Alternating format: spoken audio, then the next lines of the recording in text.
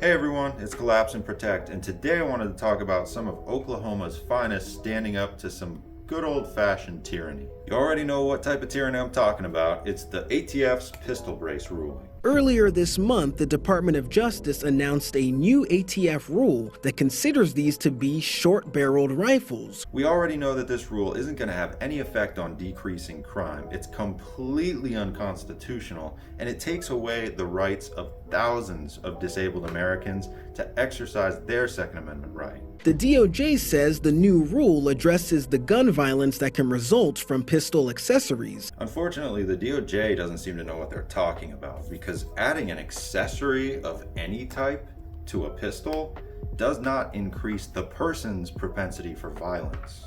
Those Second Amendment proponents disagree. It doesn't change the power of the gun. Absolutely. I couldn't have said it any better myself. Adding this does not change the power of the gun.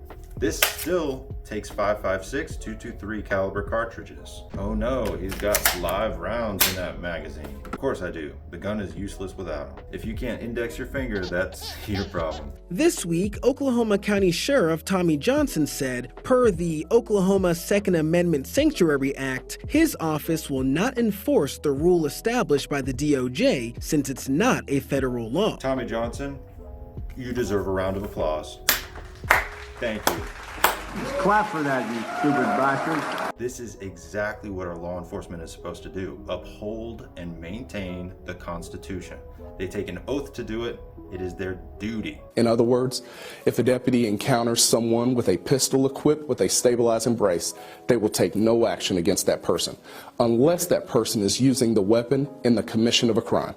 That is exactly the type of person you want as your sheriff. Someone who's willing to stand up and say no to an ABC organization just because they have federal jurisdiction. And I know there's going to be people in the comments saying he shouldn't get kudos for this. It's his job to uphold the Constitution. And yeah, you're right, it absolutely is. But that doesn't mean that he doesn't deserve praise for doing so, because so many others in his position are doing nothing about this. If we don't stand behind the people who stand up to fight against this tyranny, then there's a lot less incentive for them to fight that good fight.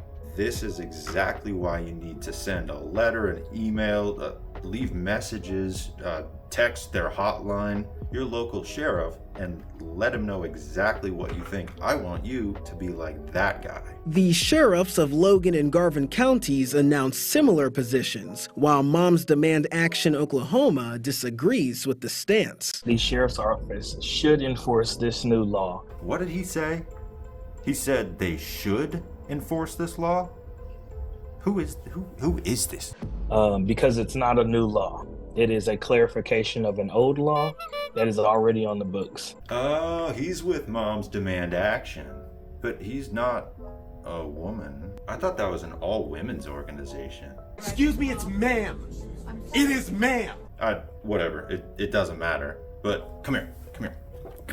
We don't care what you think about our rights, bro. The DOJ says manufacturers, dealers, and individuals who have pistols with stabilizing braces have 120 days to register them as short-barreled rifles, and failing to do so is a felony.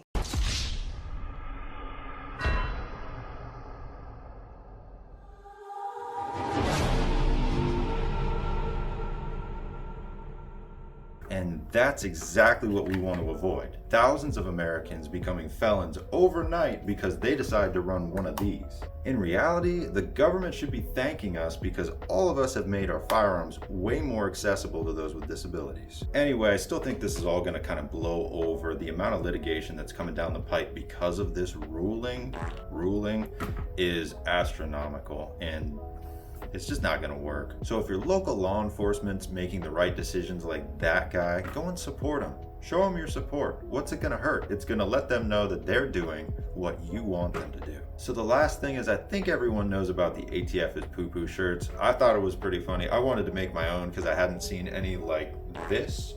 So if you want to grab one, you can. If you do buy one, it will support me, but don't feel like you have to buy one. I just wanted to make one of my own.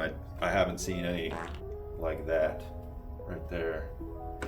So that's gonna be it. You guys have fun, be safe, and Do not stop talking about your Second Amendment rights, because that is the first step to fixing this mess.